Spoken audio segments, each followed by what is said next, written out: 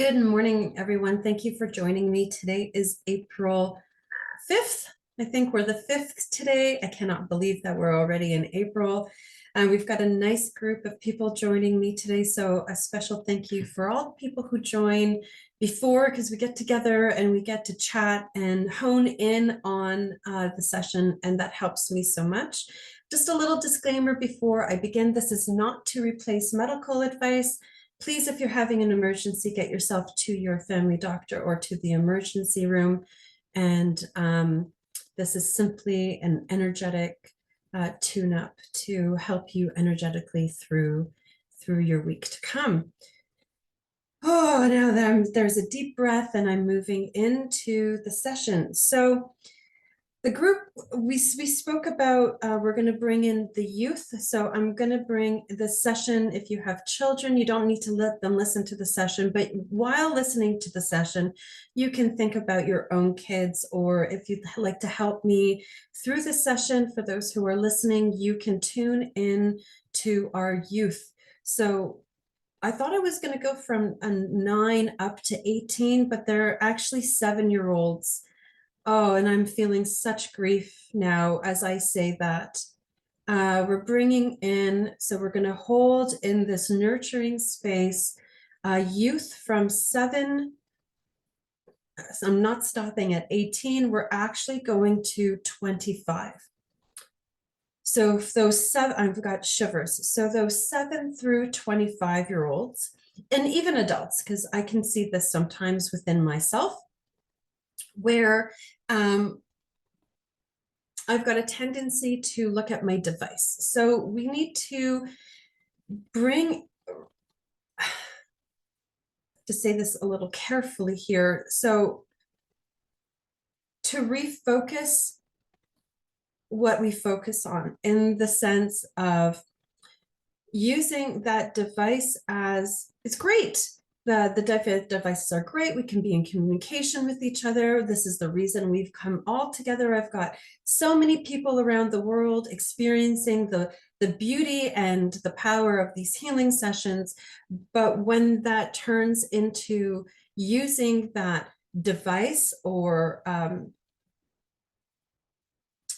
using the device as the center from which you connect from, I think that's a good way of saying it, that instead of connecting through heart connection, where you've got this electromagnetic field from your heart and it goes out and it connects with others, there's a burp coming in, that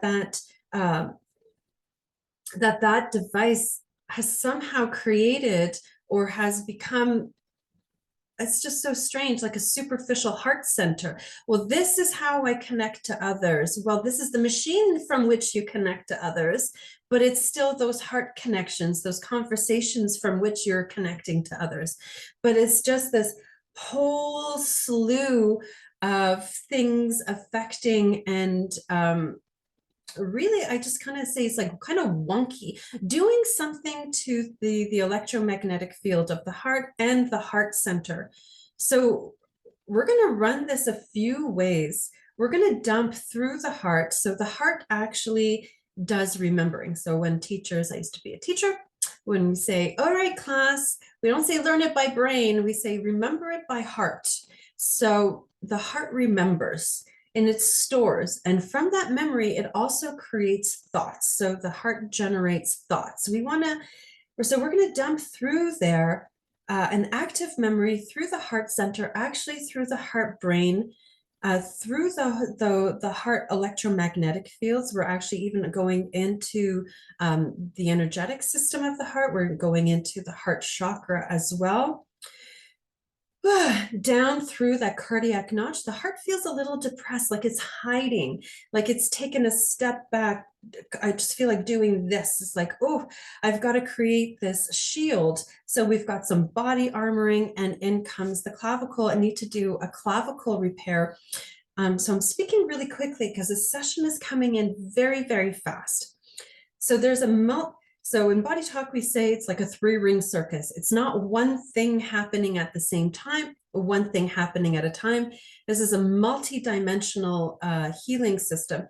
So as I'm tending to the body, we're also tending to emotions. We're also tending to consciousness. We're also tending to your energetic systems. And therefore, those ripples will go out and affect your life. And if you can just think about the youth who maybe don't have this kind of support, have no idea how to tune into themselves, they're overwhelmed by their own emotions, they're really hyper focused on fitting in, scared of making a mistake is coming in. So I know that even adults, you can think for yourself where you're like, oh, I don't know, I couldn't possibly say that, or I couldn't possibly do that. I'm so scared of making a mistake. So making a mistake is really coming in so strong. It's judging what you have done after it's been done, and judging what your actions before they even have a chance to happen. It's like, oh no, I couldn't possibly. I'm going to get in trouble. I'm not going to fit in. I'm going to be awkward. So welcome to being human. But those judgments come in from, there we go, those judgments of yourself, from those self judgments come in so harshly, and the heart retracts, and the heart retracts. And I'm doing this, my whole body is just doing this. I just want to hide my heart. I want to hide myself. I want to hide my heart.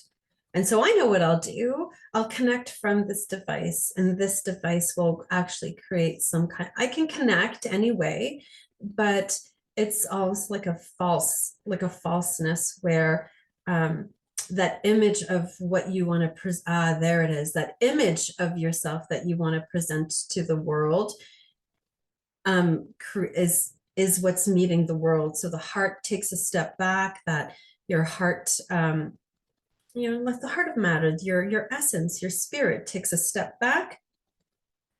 And this presentation of a false self, or your image, or your identifications, or who you think you are. Oh, I am good, I am bad, I am pretty, I am ugly, I am thin, I am fat, I'm a good girl, I'm a bad girl, I'm a good boy, I'm a bad boy, whatever else. So you can think for yourself where you feel contracted and where you feel stuck.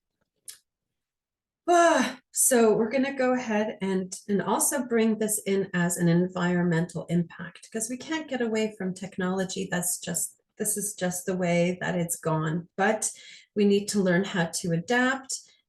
We need to learn how to adapt. And being adaptable means adapting to the different technologies they put out there, and advancements in the world. So we don't want the heart fields to be impacted by cell towers or whatnot. We want to have an adapting body that can say, okay, well, new things happen all the time, and I'm adaptable. I have the ability to adapt. And so we want the cells to do that. We want your cells to adapt in the most healthy expression. It's like, oh, this is coming in. Okay, fine, but I can live healthily anyway. I'm adaptable. And just as I say that, there's a big release happening. So we're going to run this through. We're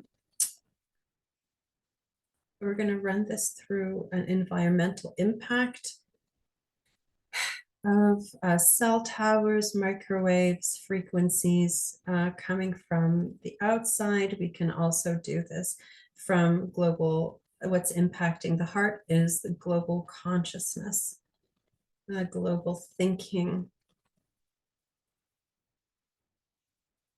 It feels almost like herd mentality coming in.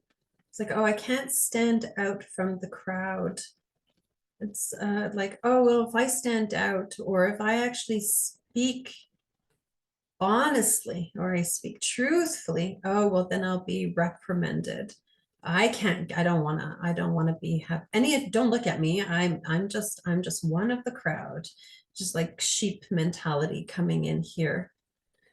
Ooh, because to actually speak what you want to say, not talking about shooting from the hip, but actually thinking about what you want to say, using that intellect wisely, not following thoughts, but really discerning what you want to say and saying it.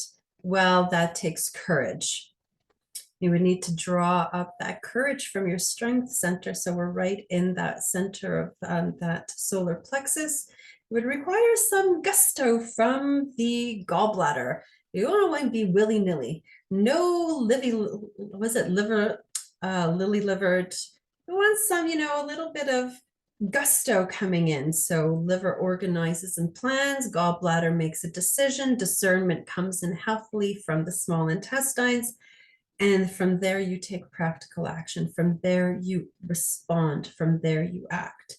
The sheep mentality is coming in. It's like, oh, I couldn't possibly do anything different. That's really scary and dangerous. We got to dump that out of the system and bringing in adaptability and moving back to your essence. There's only one you. Everyone's trying to be the same. You can't do that. It's like it's impossible, even if you tried. Oh, this is coming in really nicely here. It's like, well, I'm perfect in my imperfection.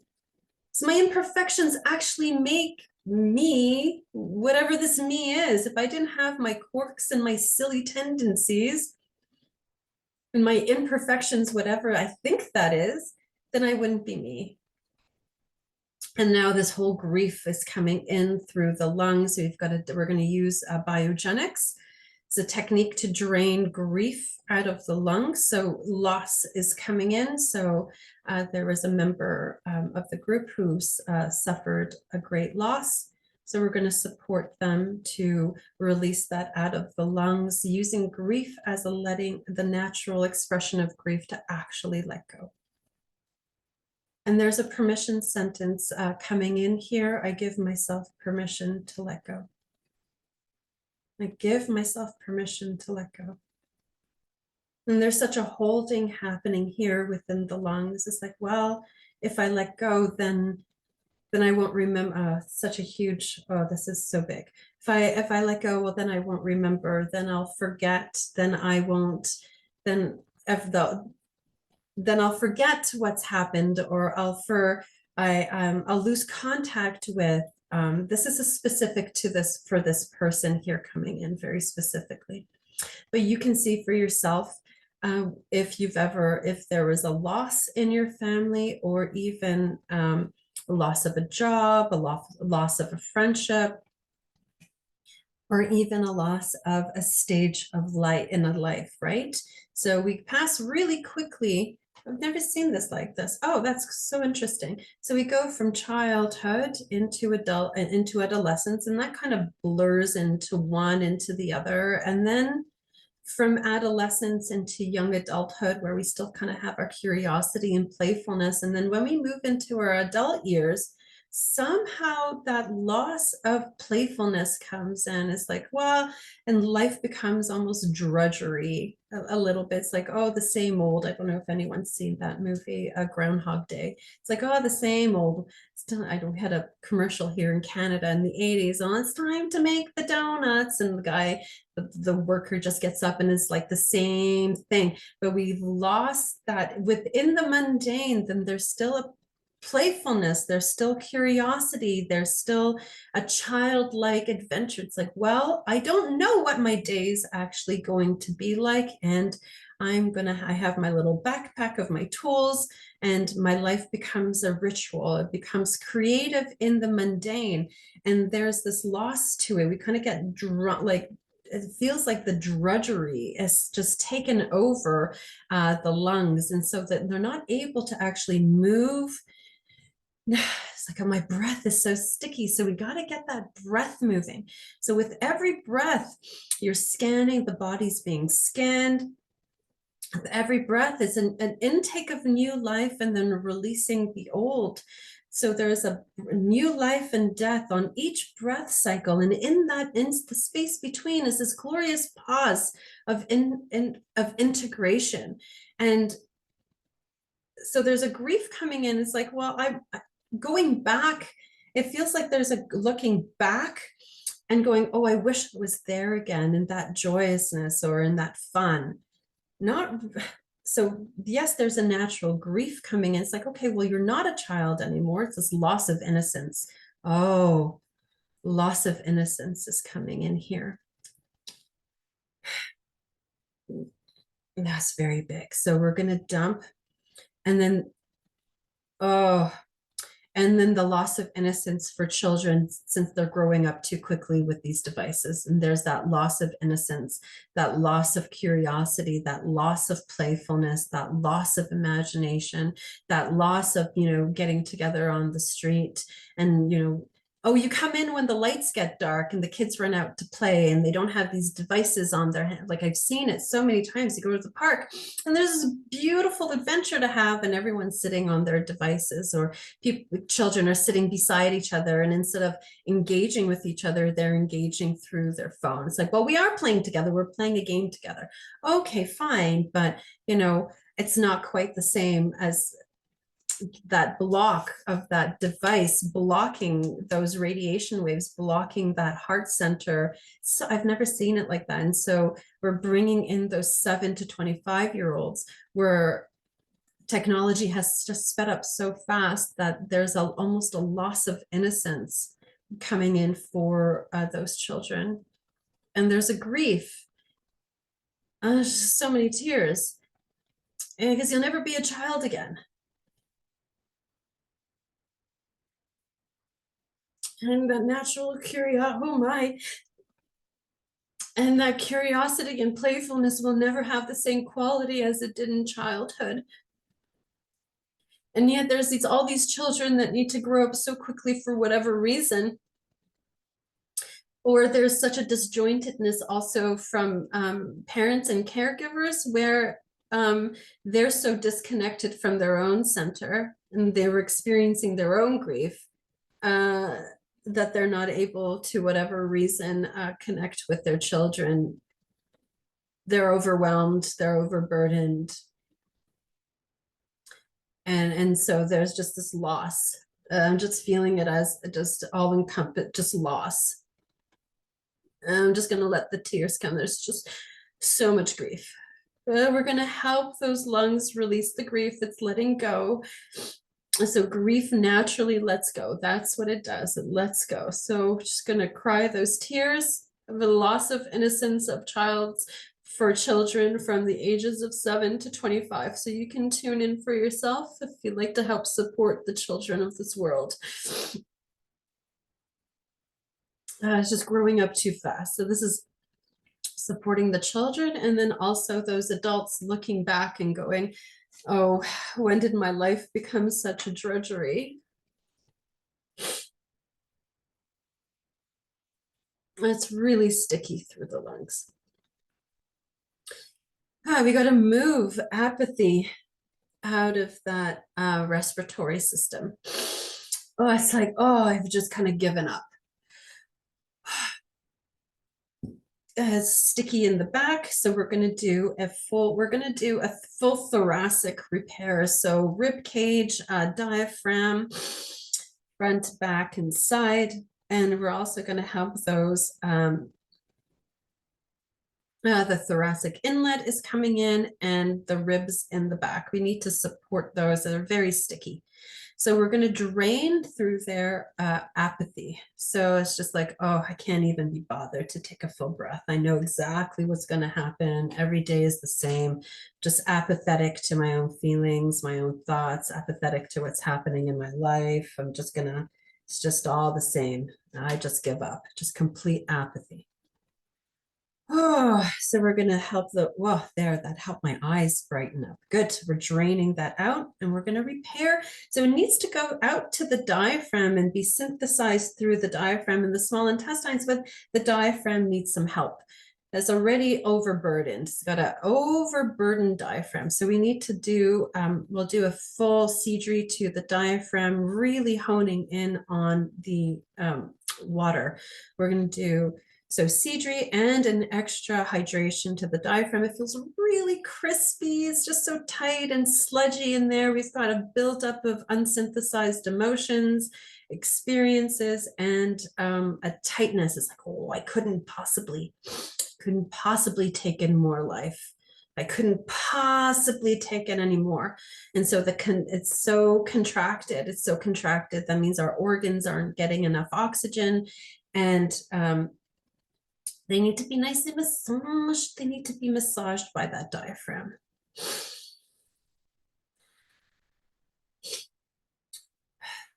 And then comes consciousness of adaptability through that diaphragm. I can adapt. Life changes all the time. Life changes all the time. In fact, you are not the same person you were not even 2 minutes ago. And you've changed again and again and again and again. And there's grief again. It's like, I don't want to change.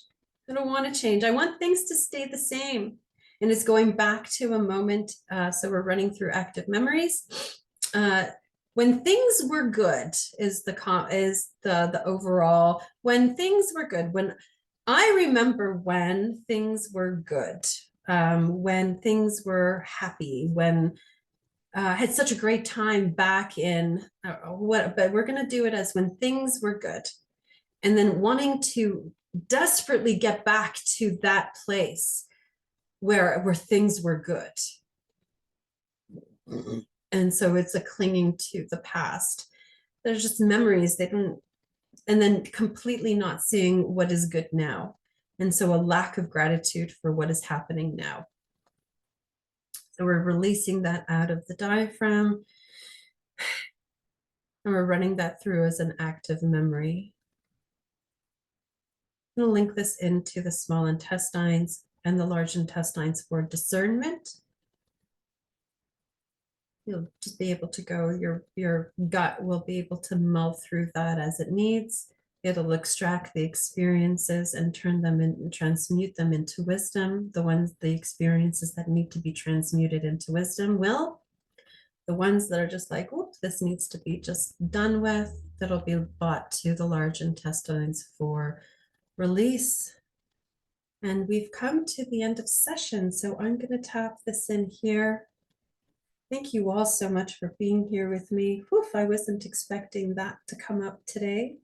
But thank you all for joining me. I'd love to hear your feedback and see you all next week.